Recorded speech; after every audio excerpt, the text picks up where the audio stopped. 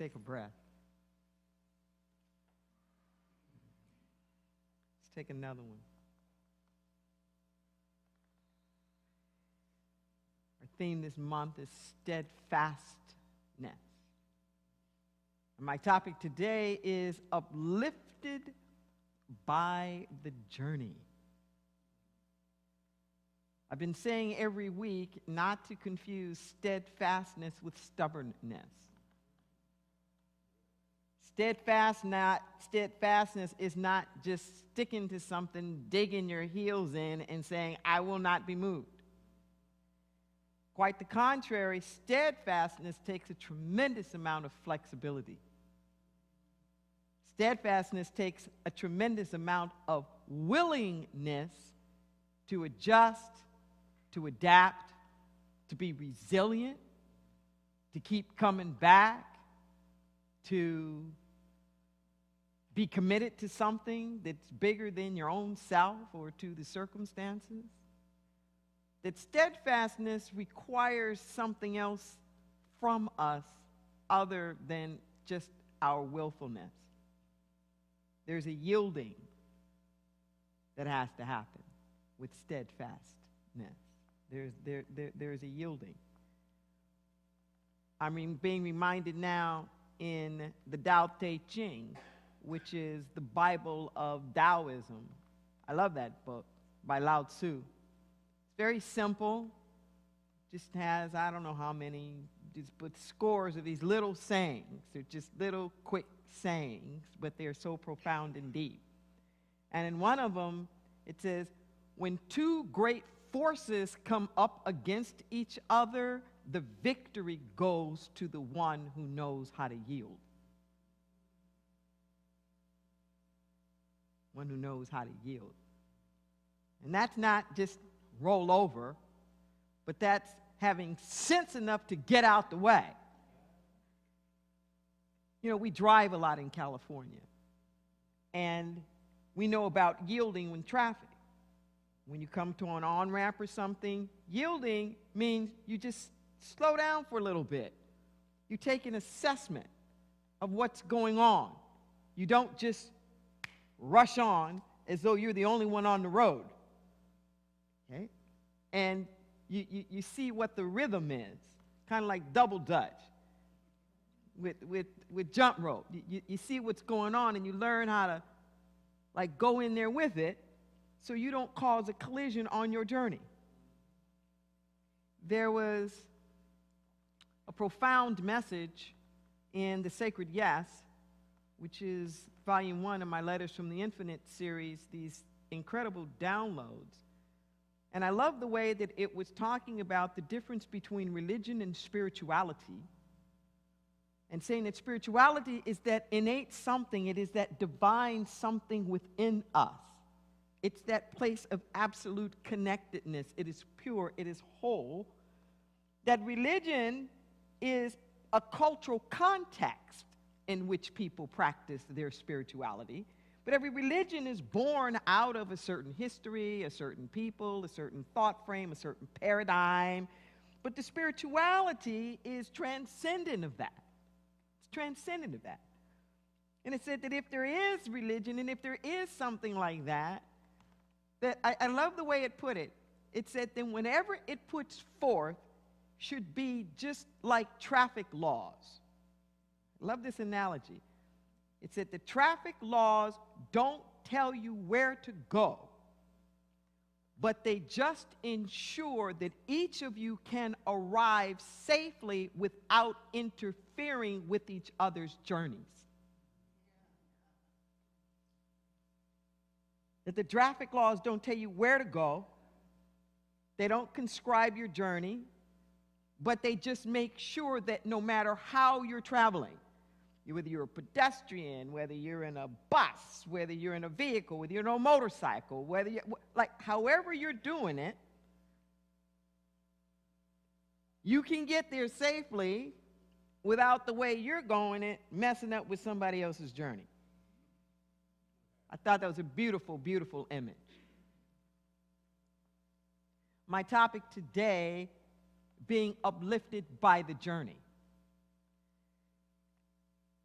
It took me decades to figure out that life is a journey.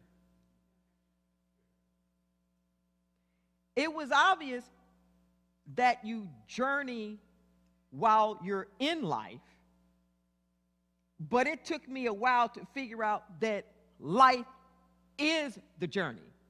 That journeying isn't just what you do while you're trying to live your life, but that life itself is the journey.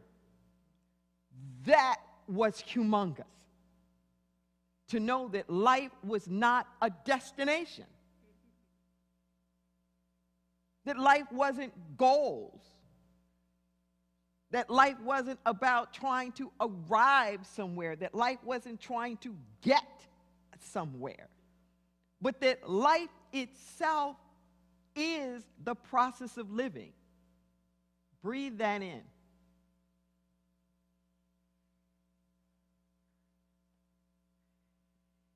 You're not looking real happy about that.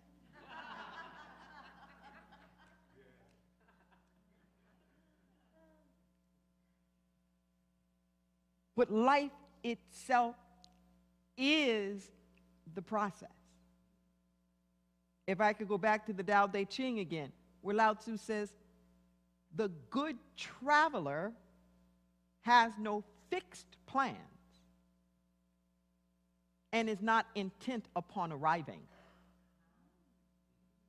The good traveler has no fixed plans and is not intent upon arriving. The good traveler is not trying to get somewhere, and is certainly not trying to get somewhere in a hurry.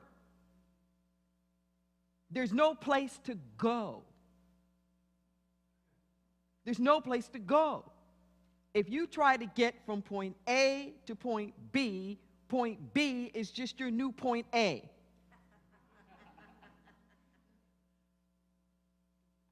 There's no place to go. And God is everywhere. The divine is everywhere. We get these ideas sometimes that, oh, I got to do the right thing. Or I don't want to get lost. Or I don't want to make a mistake. Or what's going to happen if this doesn't work out? Or if that doesn't, it'll just be something else. I'm not trying to be cavalier, but it will just be something else. There's not a spot where God is not. Isn't that extraordinary? There's not a spot where God is not. And where any of it is, all of it is. This is not just a bunch of metaphysical mumbo jumbo, but this is the truth. Life is everywhere. All of life is everywhere. There's not more life in one country than another country. There's not more life in some other time period than another time period. There's not more of it. There's not more anything. There's not more love. There's not more joy. There's not more power. There's not more creativity. Where any of it is, all of it is. There's not more music in China than in Chicago. It's equally available. It's just how much do we access? And this beautiful thing about all these spiritual qualities and about life itself is you can't use it up. Not only is it everywhere present, it's equally available, and your using it doesn't interfere with somebody else's using it. If everybody sang at the same time all over the world, it wouldn't use up music. If everybody loved at the same time all over the world, you cannot exhaust love. Everybody could be creative and joy-filled all at the same time, and you wouldn't use it up. You can't use it up because it's all there. It's who we are. We are life. Most of us, when we want to point to evidence of life, we want to point to whatever, the stars, the moon, the redwoods, the sea, this or that. Few people will point to people as life. life. We are life. And life just keeps being. Isn't that wonderful? Babies keep being born. Sometimes it feels like a little conveyor belt. You know? It's like, you know, you're born and, you know, you're a child and you're an adolescent and you're an adult and da-da-da. And it's like this conveyor belt. It just keeps coming. It just keeps coming. Just like the seasons, just like the leaves. Life just keeps replenishing itself. It keeps rejuvenating itself.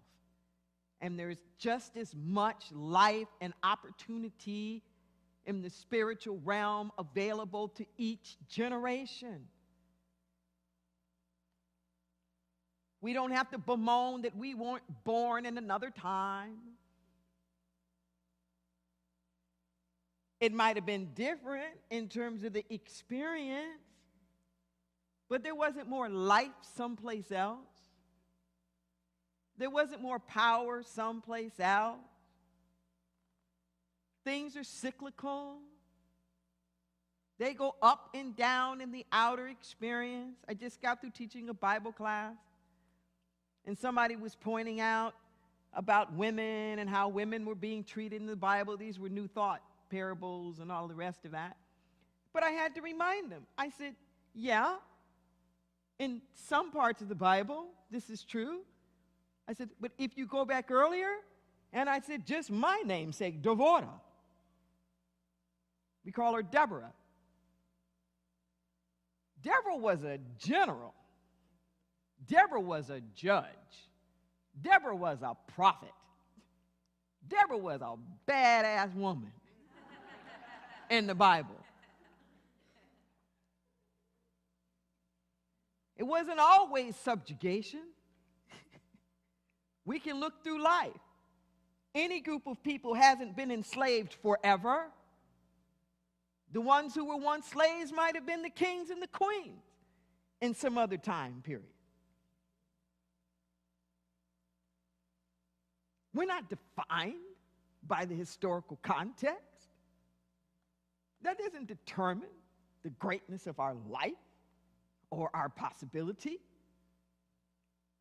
Life will keep being itself no matter where it is that you are. Yes? I think I had Bob do this before. Come here again, Bob. I'm going to pick on you again. Yes, yes, yes.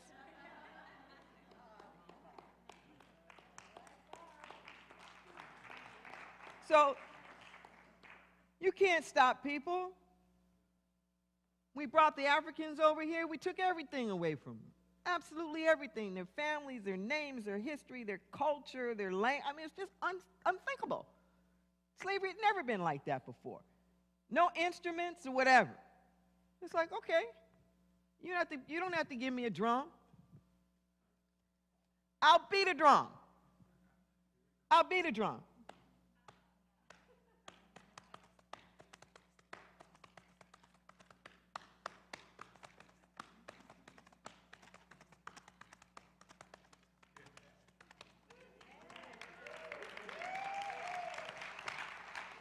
Thank you, Bob.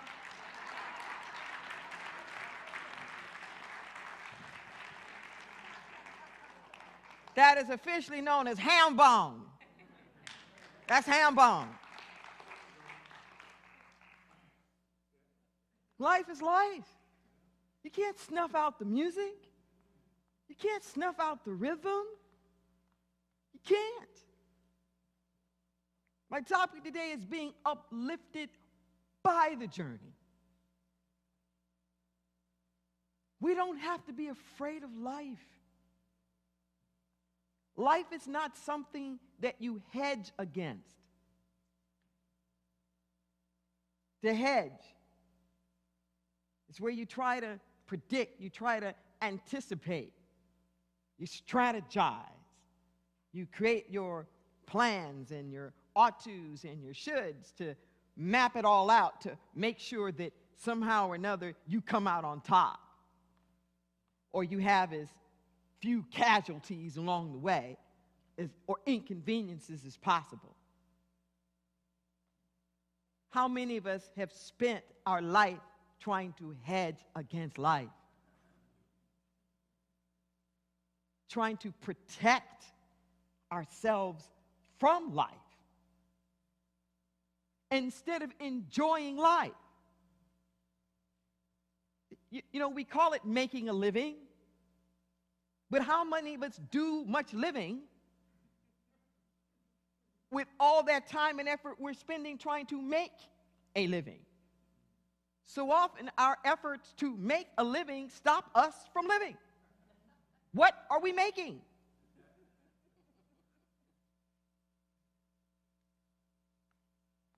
Life is not happening at us. Life's not happening to us. Life is happening as us. Breathe that in.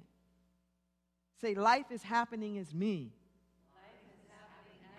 Life is happening as me. One more time. Life is happening as me. Not just even through me. In me, through me, as me. We're talking about steadfastness here. If we look at life as a journey that we give our consent to, okay? Some of us are reluctant journeyers. Some of us are actually a little pissed off that we're on this ride that we feel like we don't necessarily want to be on. But if you choose life, choose it. Not as a default, because I don't have any other choice, but really choose to be alive. Really choose life. Really choose your life.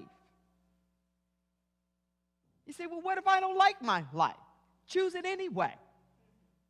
Because it's yours and it's the only life you're going to have. It doesn't mean the circumstances have to stay the same in your life. But you're not going to get another life. This is it. This incarnation, this is it. This is it. You can't borrow somebody else's life. You can't buy another life. This is your life. Own it. Love it. Claim it. Embrace it. And from there, you can transform it into anything you want it to be. But you cannot transform your life if you don't own it. You can't change something you deny that you have or that you distance from. Bless it. Love it. We're so afraid that if we love it, that it means it's going to stick around and stay forever.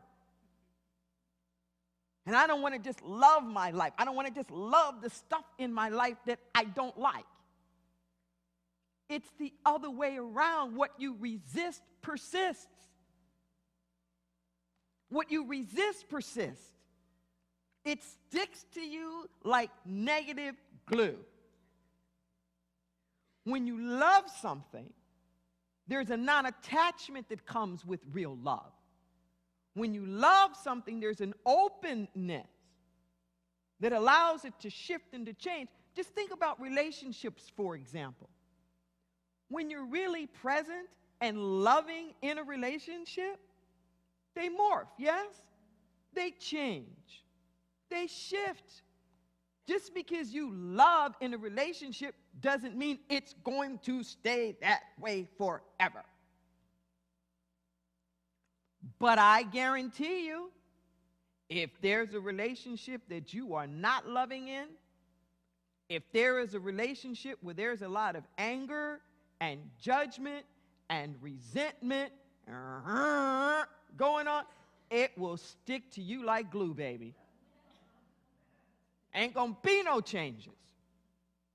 Year after year after year. People could be dead, and you're gonna still be in that miserable relationship. Won't be any change. Won't be any healing. Won't be any growth. What you resist persists. And what you run away from, you run into. Whatever you try to run away from, you run smack into it. You think you ran away from it here? Oh, it's over there. You take you with you wherever you go. There's no place you can move. There's no job you can get into. There's no shifts or changes that you can possibly make. Whatever that is that you resist and you're running from, you will run into it again. And even when you think, oh, I've licked it, I've done this, your kids will bring it back to you. Your grandkids will bring it back to you. The neighbor's kids, somehow or another, that stuff keeps looping around. If we're willing to bless this thing called life, it can be an extraordinary journey full of mystery and wonder and awe. Any spiritual tradition tells you we need to come, in Buddhism they call it beginner's mind. Jesus said, come unto it like a little child. He didn't mean immature. He meant with a certain wonder, with a willingness, with an openness. Kids have a steadfastness. They have a resilience. No matter what it is that goes on or whatnot, there's a part of them that says, can we play now? Okay, you know, you've told me about all the drama and you've told me all about how hard it's going to be and blah, blah, blah, blah, blah, and what's going to happen. But mommy, can we play now?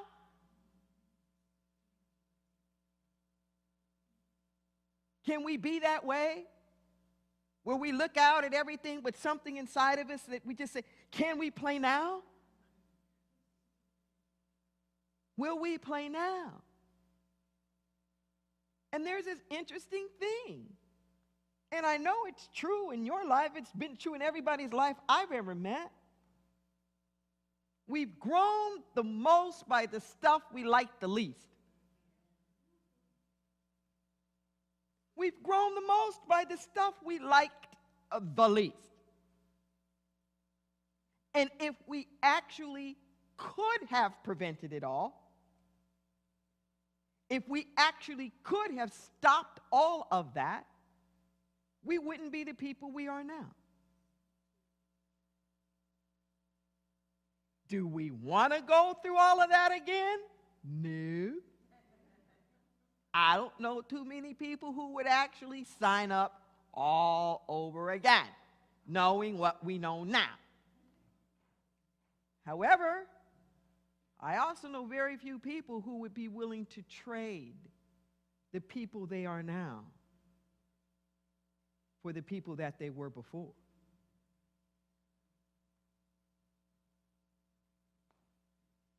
Even if it isn't as fun now in your mind, even if you're not quite as happy now in your mind, there's a sobriety, there's a clarity, there's a focus, there's an awareness, there's a sense of choice and possibility.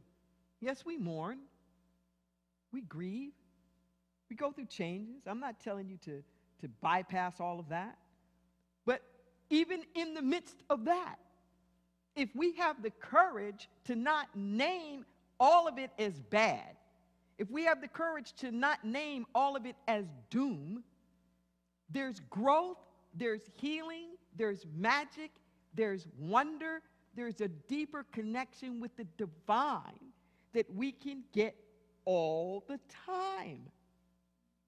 all of the time. With all of this hedging, we're trying to control everything. But we don't know what we don't know. We're here to grow. We're here to learn. But we don't know what we don't know. You can't prescribe your own course of life because you don't know what you don't know. It would be like saying, okay, I'm going to write my curriculum for mathematics. How in the world are you going to write your curriculum for mathematics? You don't even know what you don't know. You can't teach yourself what you're not cognitively aware of. And yet, when these great moments happen, as we're going through all these things in life, as we come up against these challenges sometimes, and something within us shifts and changes, it feels like an awakening. It feels like something was asleep within me that now got stirred and awakened. That's very different than feeling like something got added onto me or something got forced in me. It feels more like there's something I forgot. There's something quite deep and profound about life and how it works. And in my busyness and in my hedging and all of the rest of that, I'd simply forgotten. So in all of that changing and the changing that we feel like we even don't want to do, does it not at some level feel like it's becoming more and more your authentic self? Even if it challenges who you thought that you were? There's a genuineness that comes up when we're forced to love a little more, when we're forced to heal a little more, when we're forced to shift a little bit. We can be uplifted by the journey. My spirit voice reminds me all the time. It says, what you think is a yoke, what you think is a yoke around your neck, drowning in these waters, it's a buoy. It's not a yoke, it's a buoy. Will you see it as so? What do you see in life? It's how we name it that makes the difference of our experience. Growth is not going back and shifting anything, it's seeing it with new eyes. It's seeing it with new eyes that helps us liberate, that helps us grow. And this growth doesn't have to come from some big thing on high. I don't know about you, but some of the most profound experiences in my life have been quick. Like momentary encounters with strangers that have changed my life forever. Some of the most impactful things in my life have been when I was in situations that felt a little uncomfortable, or in environments I might not have chosen to be in, or with people that frankly I might not have ever conversed with had it not been for that particular situation. That's where the juice is. See, the juice in life is in that unexpected. The juice in life are in those little chance encounters that can happen all the time at different circumstances. I'm being reminded now, and I'm sure I've told this story before.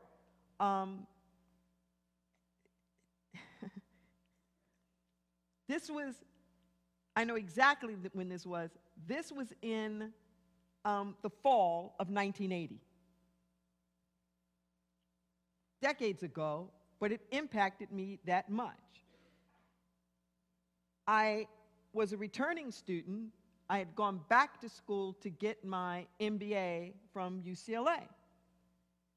And where UCLA is located is a very densely populated area. It's right on the edge of Bel Air and Beverly Hills and all these very, very ritzy, expensive neighborhoods that you are not going to park in.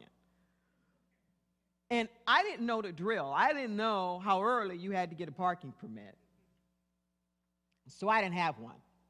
And there was a parking lot that would fill up pretty quickly, but it was like $5 a day to do that, which adds up. You know, when you're a student, it adds up. So there was this one particular day I had gone, and it was my first set of finals, my first year in the Master's in Business program at UCLA. And this is before things are all automated, right? So there's a person at the kiosk. And there's this guy that's there. I had never seen him before, and I have never seen him since. He was only there that one day. And he was such an unlikely character to be working at UCLA. He was a very old, very, very, very slow black man. Could have been like my grandfather or something. And he was so slow. And I was cutting it so close. And he just kept looking at me and walking around the car, and I'm thinking, what are you doing? Just give me this, I just gotta go. But I'm being nice, you know, I'm taught be nice, you know, he's my elder and all the rest of that. And I'm breathing, and he says, you go to school here? Yes, sir, I do. As a matter of fact, I've got an exam, and like chop, chop, chop, chop, chop.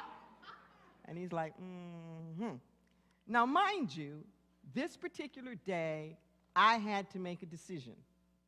I had $5. Literally, I had $5. And I had to make a choice between parking and eating. And I figured, I ain't gonna die of starvation if I miss lunch. I miss this exam, this is severe. So I'm going to take my $5 and I'm going to buy this parking ticket.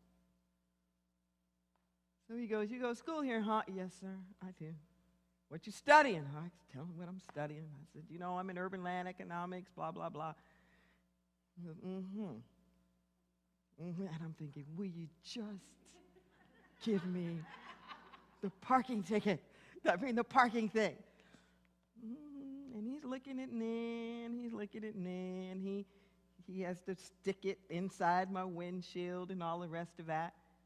And I go to give him my $5, and he just pushes my hand away. He just literally, I do like this, and he pushes my hand back inside the car and kind of pats me like this. He said, oh, no, this one's on Daddy. Get yourself some lunch. He said those exact words, get yourself some lunch. And then he looked me in the eyes and said, you do good in there because I believe in you.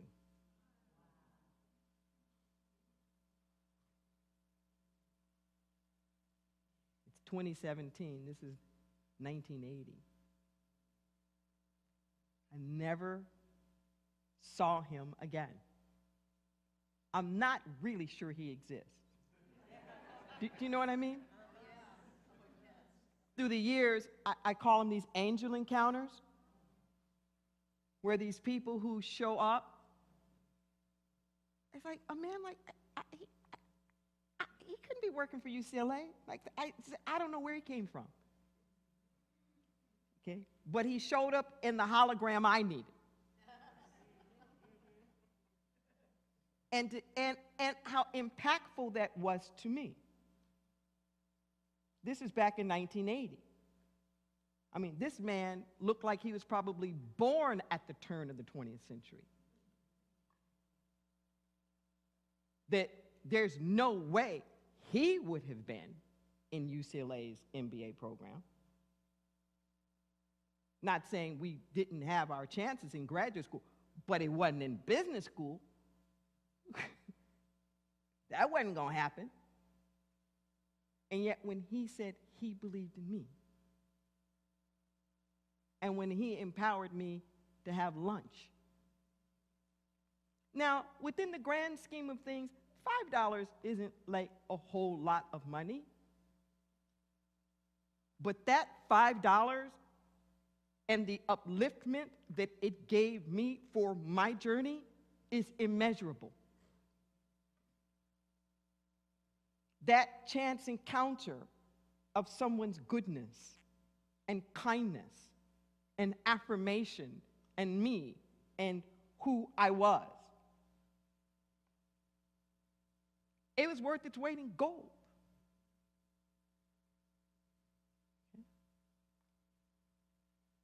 There are these moments, there are these choice encounter moments that not only happen to us, but that we can be, where we can make that difference, where we can show up in somebody's life with an affirmation, with a nod, with a knowing, with a I see you, with a I care, with a helping hand, with just whatever that is that you have. Haven't you been blessed sometimes by the smallest gesture, smallest little gift, this or that? This is being uplifted by the journey. This is being uplifted by the journey. So no matter what drama du jour is going on, life is still sweet. Life is still in session. Be ye not conformed to this age, as it says in the book of Romans, but be ye transformed by the renewing of your mind. Don't let steadfastness stop you from renewing your mind. Your mind has to be renewed. One of the more recent revelations that I got that's just made all the difference in the world to me. I was questioning about having faith and steadfastness. And particularly this idea of, is it a lack of faith or steadfastness to open up to other alternatives? And what I heard really clearly was that no. That it is not a lack of faith to open up and say, how many other ways might God want to bless me? It's only a lack of faith when you start talking about not being blessed at all. That's when you lose your steadfastness. That's when you lose it. Not the other way around. That true steadfastness is not glumping onto this one thing. God promised me that, and it's got to be like this, and it's got to do. And say, you know what? This has led me here. And now I've expanded and enlarged my territory of my capacity for possibility. And now that I'm here, this other thing has opened up. And this opens up, and that opens up. It's almost like breadcrumbs, where Spirit leads you through door number one. Now, I don't want to go through door number one, but you won't see door number two if you don't go through door number one. May not even be about door number one. But in your soul resistance, I don't want to go through door number one, you're going to miss the party on the other side. Or door number two.